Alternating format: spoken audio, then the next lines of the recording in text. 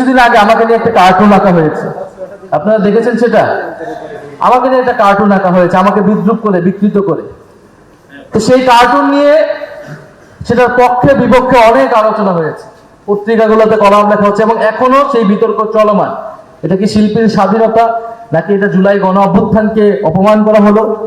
এই যে আলোচনা চলমান, এটাই কিন্তু গণতন্ত্র। গণতন্ত্রের মানে হচ্ছে আপনার সাথে আমি দ্বিমত করব, যে আমার সাথে দ্বিমত করে তারও মত প্রকাশের অধিকার থাকবে।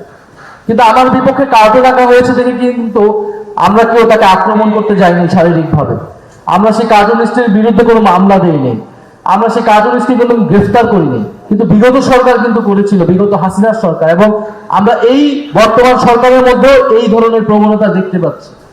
হবিগঞ্জে সেটা সুস্পষ্ট হয়েছে, প্রতিমান হয়েছে। আমরা বিশ্ববিদ্যালয়গুলোতে কিন্তু এই অগণতান্ত্রিক পরিস্থিতি বিগত 16 বছর দেখেছি, যেখানে সরকারের বিরুদ্ধে, ক্ষমতাসীনদের বিরুদ্ধে কেউ কথা বলতে পারতো না, যেখানে বিশ্ববিদ্যালয়ের কাজই হচ্ছে ক্ষমতাকে প্রশ্ন করা, জবাবদিহিতা নিশ্চিত করা।